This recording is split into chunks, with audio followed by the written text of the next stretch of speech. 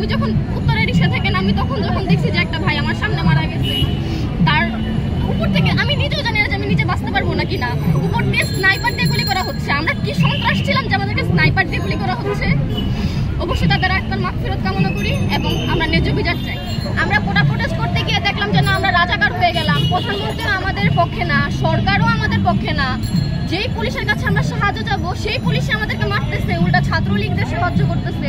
তো তখন তো আমরা সেই সরকারকেও আর সাপোর্ট করতে পারি না, আর আমরা স্বাধীন দেশের নাগরিক হিসেবেও নিজেকে দাবি করতে পারি না। তখন সেটা কোটা আন্দোলন থেকে আমাদের স্বাধীন বাংলাদেশ করার আন্দোলনে সবাই জোরদার হয়েছে এবং শেখ হাসিনার পদত্যাগ করার জন্য সবাই প্রোটেস্ট করেছে। কারণ ফার্স্টে কিন্তু আমাদের কোটা আন্দোলন ছিল, তারপরে যখন শেখ হাসিনা বা সরকার কেউই আমাদেরকে সাপোর্ট করে নাই, তখন আমরা দেশের সরকারের বিরুদ্ধে চলে গিয়েছি। এতগুলি জীবন গেল এবং এতগুলি শহীদ হলো, আসলে এইটার জন্য আপনারা কি বিচার চান যে এতগুলি জীবন একসাথে চলে গিয়েছে এই কোটা আন্দোলনের জন্য? আমরা সর্বফার্স্ট যে আমাদের মুগ্ধ ভাইয়াকে গুলি করেছে, আবু সাইদকে গুলি করেছে, সবার আগে চাই যে তাদের যেন পদত্যাগ করা হয়, তাদেরকে যেন কঠিন থেকে কঠিন শাস্তি দেওয়া হয় এবং আমাদের ভাইদের উপরে বোনদের উপরে যেসব পুলিশ যারা হচ্ছে কি ওদেরকে গুলি করেছে তারা যেন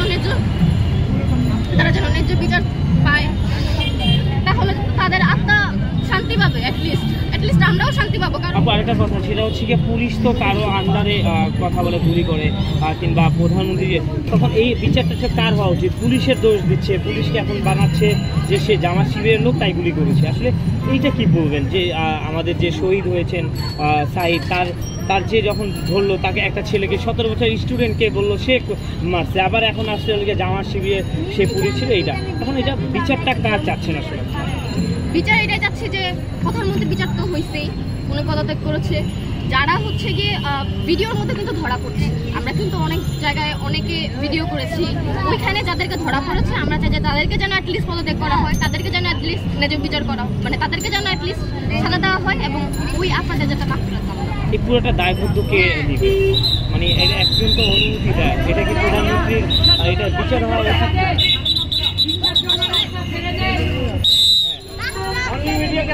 বলেন ফার্স্টে যখন এখন জিনিসটা এমন পর্যায়ে চলে গেছে যে কাউকে যে আমরা দায়বদ্ধ করবো সেটা আসলে আমরা বুঝতে পারছি না যে আসলে কাকে দায়বদ্ধ করা উচিত। মূলত সরকারের কারণে এরকম হয়েছে, সরকার তো আমরা পদত্যাগ করতে বলেছি, চলে গেছে।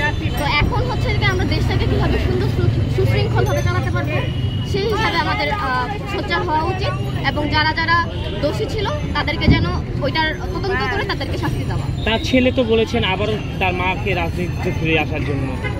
ওইটা যদি উনি সবার ভোটে যদি আসতে পারে তাহলে অবশ্যই আসবে, আমাদের তো কোনো সমস্যা নেই, কারণ উনি ভোটে জয়ী হবেন না, তারপরে উনি আসবে। এখন উনি যদি আবার স্বৈরাচারী করে আসে তখন আমরা আবার দেশ স্বাধীন করবো ইনশাল্লাহ।